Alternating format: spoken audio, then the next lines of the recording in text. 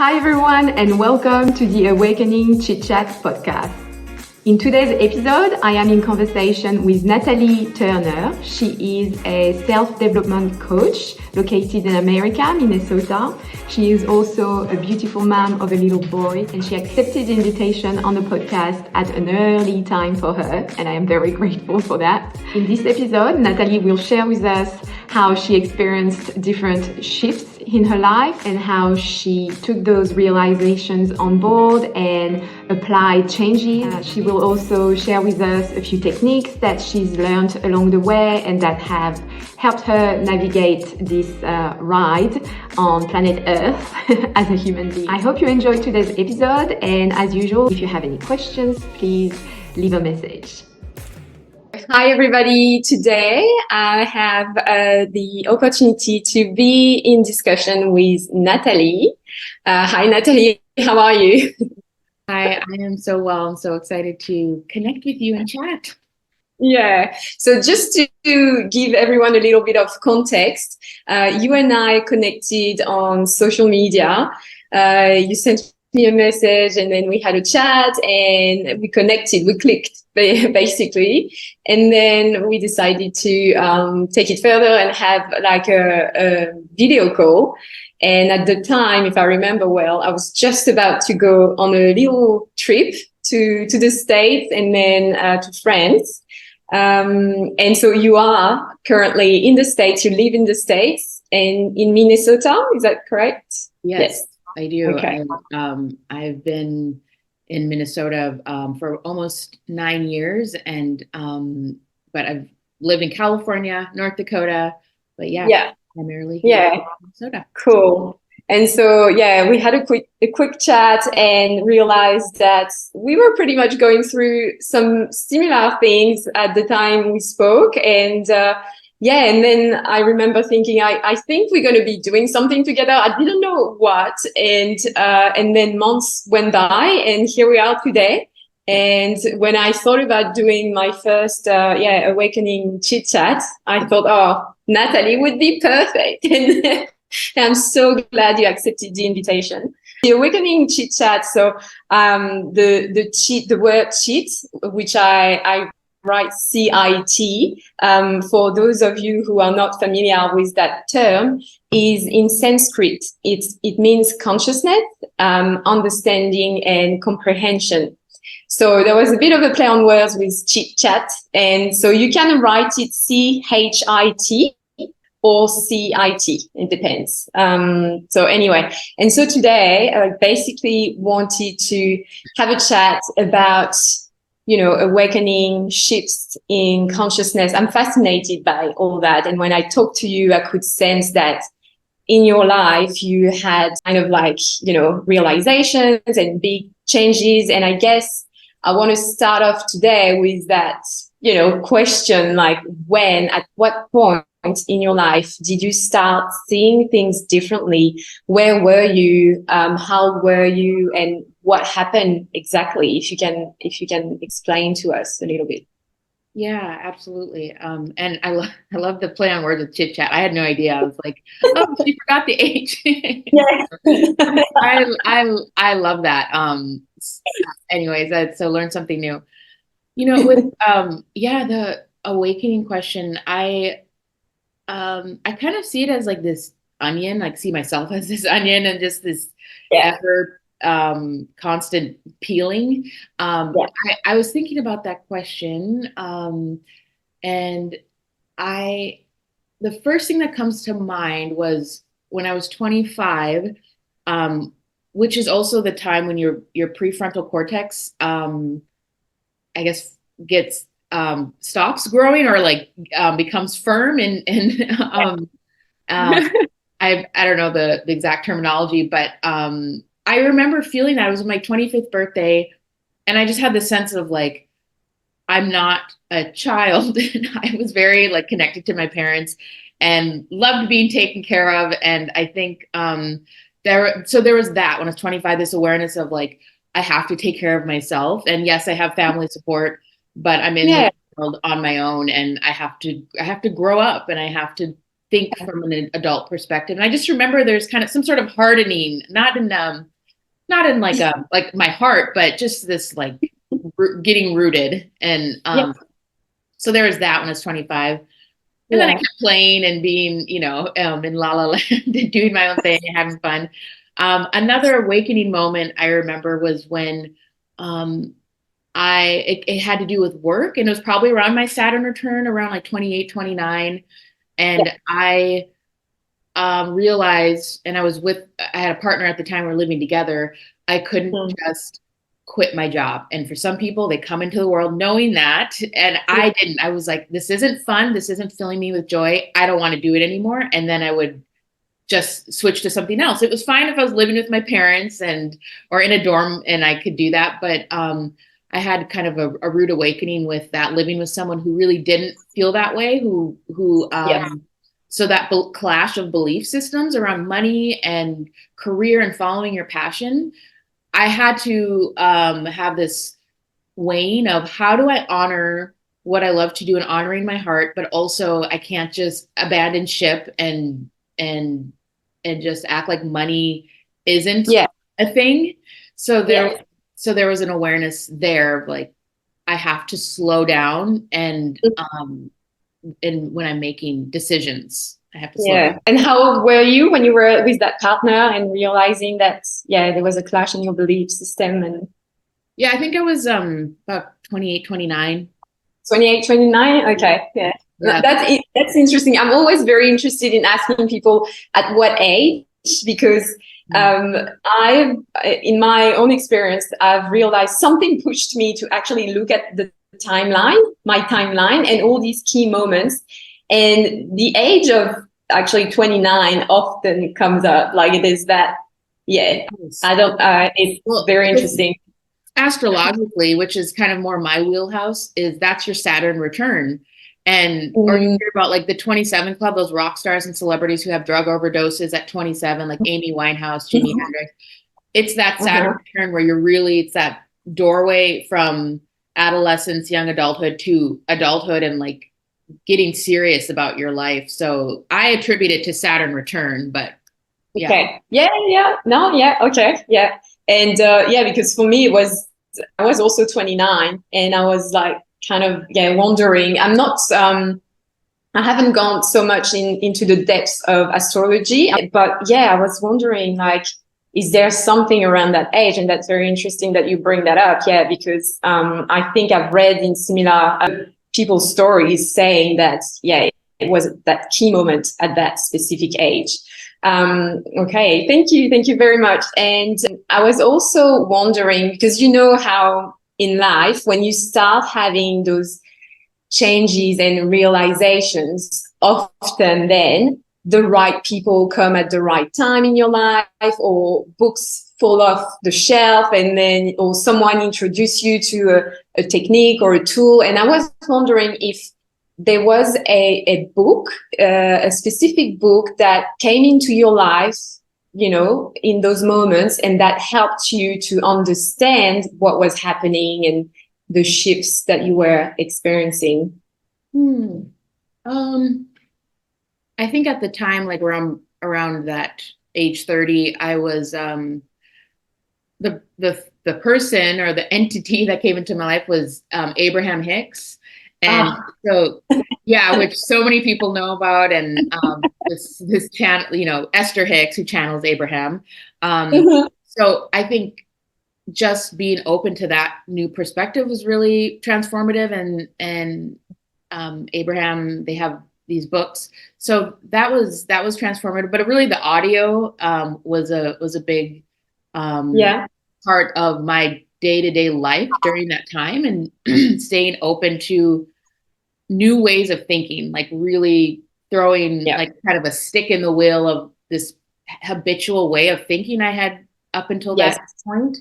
And I'd say another awakening moment I wanted to add is after 30, after I became a mother around, I think I was 33, just during the COVID time, I became a mom, and that was a huge shift after I became a mom. And then I also had a year after that, I had a miscarriage, And that was something cracked open within me of like, yeah, the pain becomes so profound and pervasive that I just kept asking a lot of questions and seeking and looking for teachers and books. And so yeah, that time, I'm kind of fast forwarding, but Bob Proctor, I don't know if you've ever heard of him. He's in the personal development world. He's Canadian, and his story and the way he spoke, like, lit something within me to kind of wake up to myself. So I would say his work, Bob Proctor, and then Abraham Hicks were kind of, there's so many books, so I'm kind of forgetting some, but those two stand out, their work. Yeah. Okay. All right, cool. So I'm assuming you don't have one on the shelf that you can I know, yeah, I do have some books up there, and I can think of one other one that it's kind of more recent for a recent awakening, but it's called If the Buddha Dated, and for my romance life, it completely transformed. If I can grab it if you want, but yeah. Actually, I would love to. Okay. Do you mind? No, not at all. Hold on, let me climb up here for a second. Little tiny shelf of my special I just 3 popped out. It's kind of like a tarot card. I'm just shuffling, and then these 3. Cool, I love it. So yeah. So this is this thing is backward. If the Buddha Dated by Charlotte Kasl. Yeah, nice. Highly recommend for anyone wanting to enter or renew the way they are doing relationships. It's a mixture of spirituality and science, and how it's exceptional, and I just devoured this book. It was so good. I want to read that book. I want it. Yes, highly recommend. It's just kind of gets you out of your head, and the way we are taught, I think most people are taught to do relationships is it doesn't serve anyone really, and it keeps you really small. So this is a much more expansive way to think about relationship. Another teacher that kind of came in during my awakening is Matt Kahn.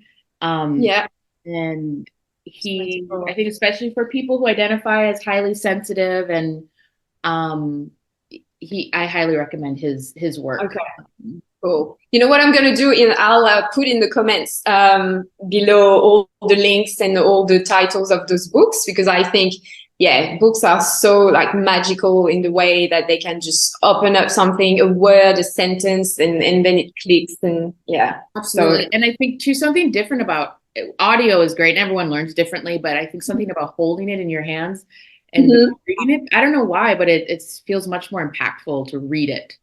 Yeah, I agree. Yeah. And so what's the last one? Oh, yes. And this is called Your Invisible Power by Genevieve Behrend. And it was someone, I think, through Bob Proctor.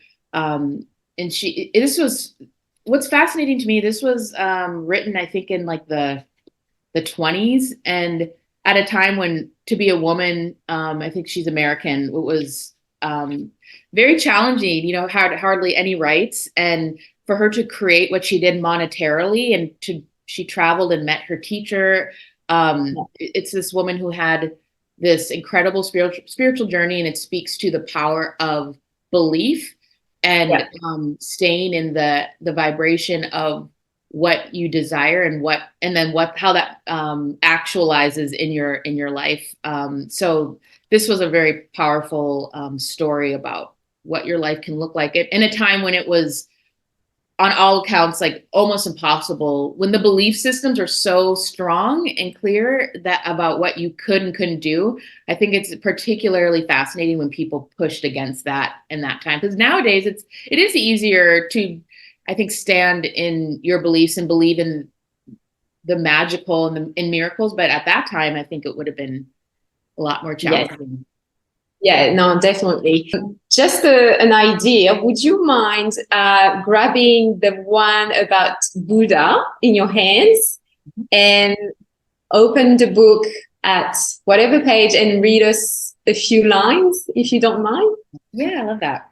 So I opened to this page and about practicing loving kindness to yourself and others. I'll just read some of what I highlighted. Other people are constantly holding up a mirror for us to see ourselves.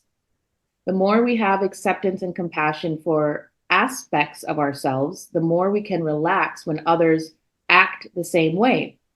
When someone is upset, for example, we can remain a compassionate witness instead of feeling compelled to calm them down, shut them up, fix, analyze, or judge them, or push them away. You don't have to fix their hurt, take it away, or give them a patronizing pat on the back. You can simply observe them experiencing their feelings as part of their journey and decide if or how you'd like to be connected with them. And then this last quote, our apology to another is a form of compassion to ourselves because it signifies acceptance. This is at the heart of intimacy. If we are struggling with various fears and foibles, instead of hiding them, we can reveal them, hopefully with compassion and amusement. By revealing ourselves, we find out if our new friend can join us on the journey. Yeah, that was, it's a great way, like to, it gives examples of what does intimacy in practice on a day-to-day basis, what does that actually look like? And this book really shows that. I love it. I love that passage. And I think that, I mean, I've fallen in that trap a lot to try to give advice or say something in the moment when really sometimes all we have to do is just be a receiver, just be, here and listen and truly listen and not necessarily put a label on whatever the other person is feeling or experiencing and just be here for them. And it's not an easy thing to do. Absolutely. Yeah, like we feel like we have to show something, but it's like you said, the best gift is the simplest, which is way of being, which is just allowing it to be there, because that's usually what we can't do for ourselves, is allow something to just be. We're like over analyzing it, and instead of just here it is, and then like that's it. You just have to let it be there, and that it's so cool. And I also like when he says, and look at it with amusement, which I think is one of the most important thing as well, to, light things up a bit and just look at things from a higher perspective and not be so serious about our goddamn conditioning and, all the shit that we've accumulated. And I think that's one of the beauty of, having, awakening moments, is that you realize how everything is so laughable. Of course, there are challenges, and of course, it's not funny to be trapped in conditioning. But when you realize this is all like kind of the game of life, and that we are all in the same boat, and so you might as well laugh at your patterns and ways of thinkings and really deeply ingrained beliefs that limit you in some crazy ways. And I totally agree. I'm a huge proponent for belly laughs and laughing, but I think not taking yourself so seriously is a huge part of it, because when you can laugh at yourself and like, oh, that's so funny that I keep doing this thing, and truly laughing at yourself, what that allows is, I find, is that when you're laughing, your energy, your vibration is so much higher. And when it's higher, you can receive all the messages and the downloads, and you're just like this radio receptor. You can receive everything more, because when you're hard on yourself and like nitpicking, you're constricted. And so laughter is not just about like being like flippant. It's about being more receptive to what else is possible and what you can learn from this. And it's just, I think it's the key to amusement. Lightheartedness is the key to so much. Yeah, exactly. You're absolutely right. And I love the way you put this. And yes, there's a lot of contraction when we take things seriously and with heaviness. And when we can bring that little bit of lightness, then there's expansion, and then there's possibility, to receive, as you said. The other thing that I wanted to ask you is if there's been, modalities or techniques or tools that have come, on your journey and that have helped you to stay open, to stay connected to that, what we could call your higher self or a more expansive self. Is there any tools that you use or techniques that you could share with people? And yeah, my first and longest tool, or like oldest tool, is like journaling, just writing, stream of consciousness. And then not only that, just the act of writing is I found to be like a release valve of my emotions. And then going backwards and reading from a few months ago, or even like a few days ago, I found that it helps me take that broader perspective and kind of watch myself and be the observer. So that's been a great tool. It helps you to learn how to not over-identify with your thoughts and feelings and to be separate from it. So journaling is a great tool for me for that. And then more recently, I have delved into access consciousness tools, and it's really just like this empowerment modality that I found about a couple of years ago, actually. And it's all about living in the question. So asking yourself questions rather than coming to conclusions, because when you're living in the question, you're open to possibilities. And it's not like, why did this happen? That's not helpful, but asking what else is possible?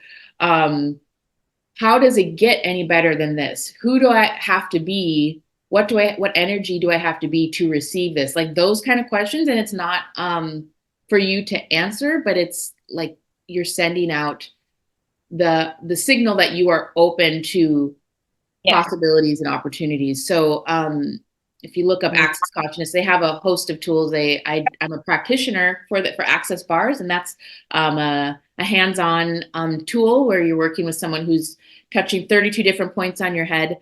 And it's in about an hour session, and it's all about kind of like a computer, defragging your computer and decluttering, and working with the electricity in our body because our thoughts and our feelings have a charge. And just like if you were in the hospital, they were reading your brain, they would, they'd use that to read whether or not you're brain dead. And so using like those hands-on tools, but really those pragmatic tools of asking yourself questions every day, and to avoid being stuck in a conclusion about something, because when you've concluded something, then you're not open to any other possibility. So that has been a powerful modality. And then meditation, and the meditation I do has kind of evolved. Sometimes I try to just sit in stillness and just watch my thoughts pass like clouds, like a lot of I guess Buddhist teaching teaches. And then also now I do this thing like it's called an energy ball. So I'm not even really envisioning anything. It's more of a feeling of pulling energy through this like orb of light and calling on all the resources of so I'm honing in on how I want to feel about anything and everything. So it's more about meditating on the feeling, because I'm trying to practice not getting attached to an outcome. Like it has to show up in this way. I want this kind of job. I want this kind of lover. And just being open. How do I want to feel in my work? How do I want to feel in relationship? And then meditating on and feeling kind of this pulsating feeling of pulling that energy through the earth and through. So, and I learned that also through Access Consciousness, some practitioners do that. So that has been really transformative, and it doesn't get me stuck on, because I think vision boards and stuff is fine. But mostly I want to not get stuck on an outcome. I just want to, we're all looking for a feeling, right? We're looking feel a certain that's helpful. And I love that, actually, to focus on the feelings, because also sometimes people are having a hard time to visualize. And so for them, when you talk to them about, visualize yourself in this situation or whatever. It's kind of hard. And then there's like a block and they're like, no, I can't do this. And instead, if you shift it and if you try to feel, how you would feel in that situation, that might be also a more powerful way for them to actually manifest into their life what they want. Yeah, because then there's no excuse, because you know how it feels. We've experienced these highs, and so we can, even just using a memory, like remember how you felt when you went on this trip, and then just meditating on that. Yeah, absolutely. Yeah, exactly. And it just reminds me as well as something that I've kind of shifted in my routine or also meditations, is that I'm trying to see what the person I want to be, how she would act, how she would feel, and what she would say and how she would move and all that. And that helps as well to bring into your reality a bit quicker the things that you want. I found anyway, to actually, embodying. And I know sometimes it can be hard, but it's an exercise. It's like a muscle, I found, and the more you practice, these techniques that you've mentioned, I know some of them, and they're very powerful. So again, I think I'll put in the comments, like everything that we're talking about, I'll do some sections and then people can, have a look, and I'll put some links, so that people can, explore a bit more all these techniques. I was wondering as well, how we often talk about your dharma, like what we call your purpose, what you're here on earth to do. So some people struggle with the concept and like sometimes say that, I don't have a purpose, like I haven't found my purpose or whatever. The purpose being you, basically. But there's also quite often something that pops up, and usually once we start having those realizations and shifts, something naturally will come into your life and resonate with you in a way that it's almost like a recognition and something that that just came back to you. And so for you, I was wondering if you could speak a little bit about that, and if you felt that, all of a sudden you were called to do something and, I don't know, quit a job and start your own business or whatever, if you could speak about that. Yeah, I think around the time I mentioned earlier about after becoming a mother, and then also didn't mention that I was married and ending that relationship, that whole process awakened within me awareness of these patterns that have always been there, but that I was now awake to. And I think it was around the themes of self-worth and like relationship, like how I interact with others, mirrors how I interact with myself. And I think self-worth in this lifetime, I know that my self-worth, I'm here to really improve it and expand it, and that it will show up in the material world, the 3D, in things and stuff, because I have really tried to minimize creation, like money and property and work. I think that came in the whole idea of self-worth. Also, what also dropped in was wanting to be my own business, be a business owner.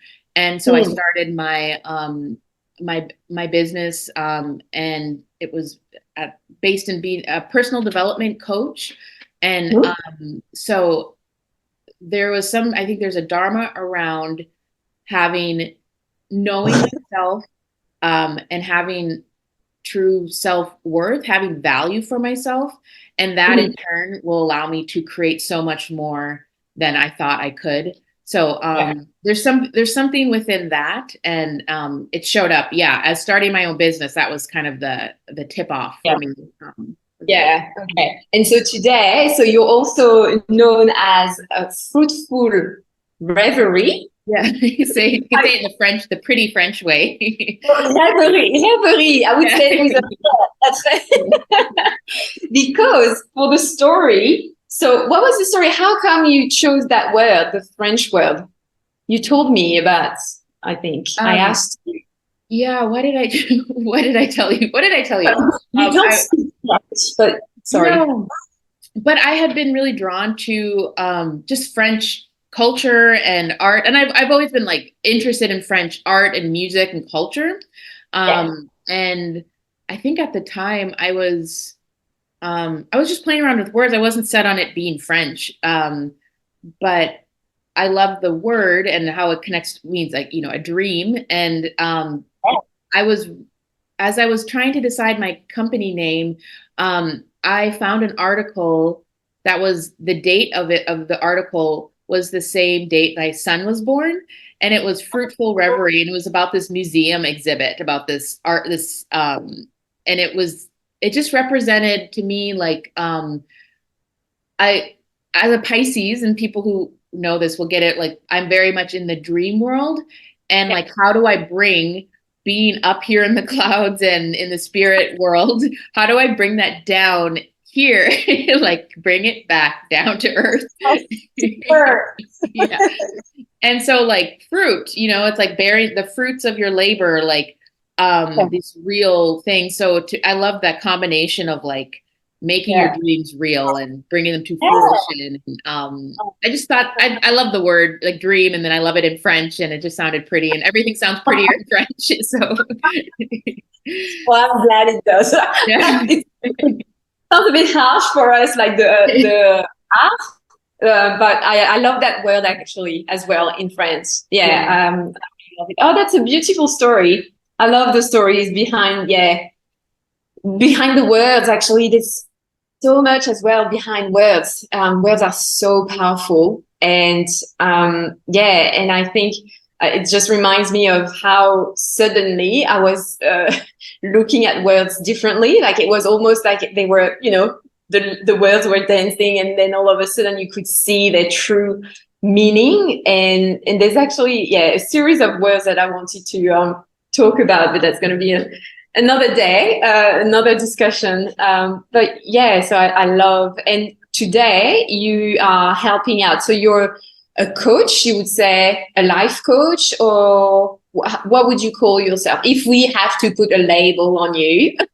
Yeah, I know. And the people, which I'm not a huge fan of, but I know people have to find you somehow, I guess. But I've played around with it a little bit, and I just kind of come back to personal development coach, because that's what you're just continually developing yourself. And I've used the word purpose coach, like helping people get reconnected to their purpose. I also love like inner child coach. I've played around with that, because that I'm a huge proponent for, that is connecting to your inner child. That's where so much of our truth is.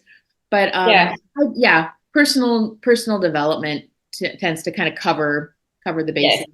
Do you help specifically like women or any human being, or is there like I was kind of focusing on women for a while, but at this point in time I connect with people, and people who I feel like I resonate with, they resonate with me, and so I'm open to just other humans at this point. But you know, my experience, I identify as a woman, and I'm a mother, and an artist, and I think you end up anyways getting people who tend to mirror what you've been through, and who you are anyway. But no, I'm open to coaching anyone. Yeah. All right. I was wondering if there's a particular quote that has been with you for a long time, or maybe a recent one that you've read somewhere and that really resonates and that you would like to share with us. I can give you a moment if you want to think about it, but if you don't have any, that's fine. We can. No, I have one that I come back to time and time again. It's also from Abraham. I mean, I love quotes, so I love this question. But one quote from Abraham that's very succinct and simple is, "You can't get it wrong, and you can never get it done." And what that speaks to for me is you can't get it wrong, which is everything is always working out for me. And even the stuff that you deem as a mistake can be a launching pad for something great. And you have to just be grateful that you have that awareness. I'm very aware now that I don't like that thing, or that person isn't for me. And it gave me awareness about X, Y, and Z. So you can't get it wrong. You're always learning from things, and then you can never get it done. I believe we are souls. We are of love and divine beings, all of us, and that I'm a proponent for reincarnation. That we're not here just once. Yeah. We keep on coming back. Keep on coming back. Yes, and that we're here to develop our soul and to continue to expand and grow in consciousness and awareness. So you're never going to get it done, even if you didn't get to things in this lifetime. If your soul chooses, you can come back and do it again and keep evolving. So it brings me back down. It comforts me when I think about I can never get it wrong and you can't get it done. So I love that quote. Yeah, thank you. Thank you for sharing that, because it truly is very, very useful to remind ourselves of that, there's no mistakes. There's just lessons and things that we can learn and grow from. And there is no point of, I guess, being so harsh on ourselves. And that's something, that we quite often are guilty of. Like we just we speak to ourselves in very harsh ways. And thinking that it's going to help us, I think it's like being like this hard, like drill sergeant, like this coach who's like, you have to like beat ourselves up into perfection. And it's like, it doesn't work that way. We don't do better by being mean to ourselves. And when we're kind and gentle, that actually creates more and allows us to grow more when we're gentle with ourselves. But no one does that. So it's hard to know. Very hard. And I remember, like, I was thinking the other day, I'm like, would you talk to your friend like that? Would you tell her, why are you doing this? Why are you going back there? Like, I would never speak to a friend like this. I would say, hey, you know what? If you have to experience that again, just okay, and I'll be here for you. But I wouldn't tell her, you stupid, why are you doing this? So I kind of try to tell myself that. How would I speak to a friend and speak to myself like that? But it's not easy. There's something as well that I don't know about you, but when we start to have those kinds of realizations, there's some kind of like waves of creativity that rush through us. And I mean, for me, for instance, music also like came into my life. And I mean, it was there before, but I can definitely tell that I'm more sensitive to all that, like all things creative. I was wondering if there's any type of music that helps you to really relax, really to put you in that mode of deep relaxation and deep connection to yourself. Is there any sounds or?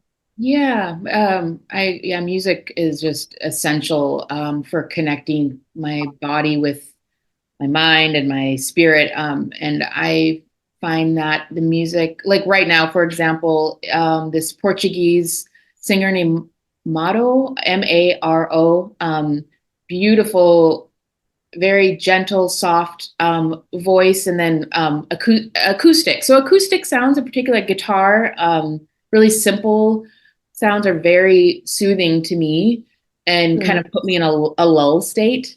And then also because I grew up singing and doing musical theater, I find that when I feel like my throat chakra is really closed, or like I feel like I need to just open up, I find more like music where I can sing to.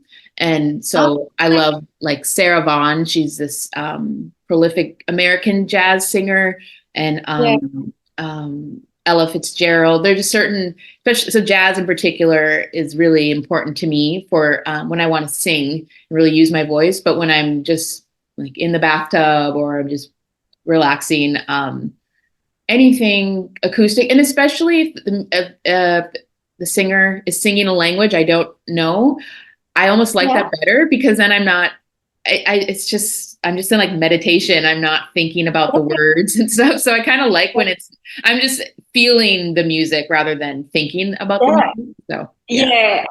I can completely relate to that because for me, English lyrics, like most of the time, I don't understand. I love the song and I'm like dancing to the song and getting lost in the song. I have no idea. The guy could say, "I want to fuck you." I don't understand. Right. Sorry, I'm gonna be bad, but For real. Yeah. But yeah, I just love that. Like sometimes you just get lost in the sound and the notes, and it's beautiful. I am curious, and I think I want to hear a little bit of that voice of yours. If you feel like it, no obligations. But now that you're telling us that you enjoy singing, would you have just maybe a little? You don't know. Let's see. Well, I sing to my son at bedtime and lullabies and just any songs that are meaningful. I'm trying to think a song that I feel like is just the most human song and brings people to their knees is a song by Mr. Rogers. Do you know Mr. Rogers? He's an American, I guess, entertainer. He had this children's program on public television from I think like the 70s up until the early 90s. And he really was a wizard with children and understood children and which is to say understand humans. So he has a song that's called "It's You I Like. It's not the things you wear. It's not the way you do your hair, but it's you I like. The way you are right now. Way down deep inside you, not the things that hide you, not your toys, they're just beside you. But it's you I like, every part of you, your skin, your eyes, your feelings, whether old or new. I hope that you'll remember, even when you're feeling blue, that it's you I like, it's you yourself, it's you I like."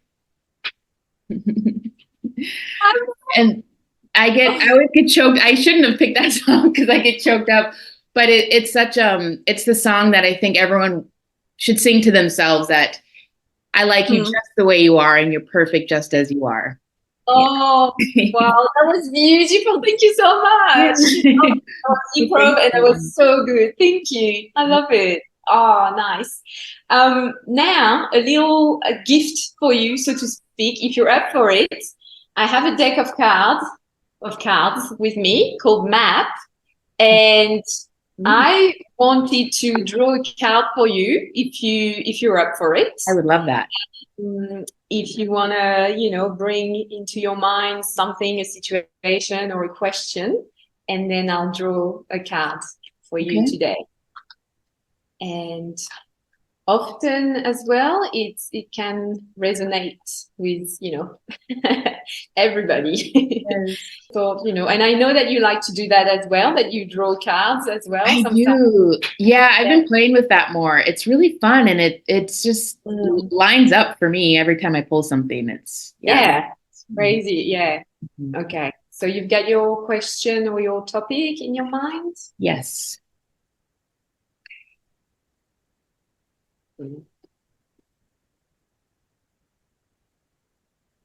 Okay, so it's called Golden Palace, and it's number 23. I don't know if it's reversed.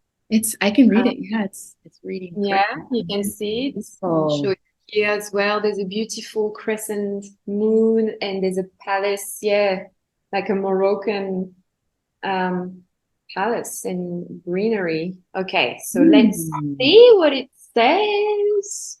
What's in the cards for you today? Yeah. Okay. All right, so there is always enough. The Golden Palace card represents good fortune, ambitions fulfilled, wealth, and prosperity. It may also indicate emotional fulfillment, as perhaps you're entering a time of happiness that's long overdue. The message here is that self-worth isn't measured. That's amazing. Oh my gosh. So that self-worth isn't measured by what you have, no matter how abundant your life is. Instead, it comes from what you are, how authentically you're living your life, and how much love you're willing to share. Granted, receiving this card does indicate material gain and a furthering of tangible rewards. But things come and go, and knowing your true value leads to even greater riches now. Share the wealth. Wow. That is beautiful and spooky. Like, it never ceases to amaze me how what you think and feel, like you get a response. You will get a response. And I'll share. I was asking about my career and my business and how to have that take up more of my life, because I'm kind of moving. You read something, it was one of the first things you read. It was about like more happiness in your life. And that's something I've been aware of, and how I have settled. I've taken on work that I've kind of been halfway interested in and not fully emotionally connected to, and how I'm really letting that go lately. I've had awareness of that. So that spoke directly to my heart. So thank you so much. Wow. Welcome. You're welcome. And thank you very much for sharing your experience with us and everything, that you've gone through so far, the realizations that you've made, and all the tools that you've shared, and all those things that are priceless, the books.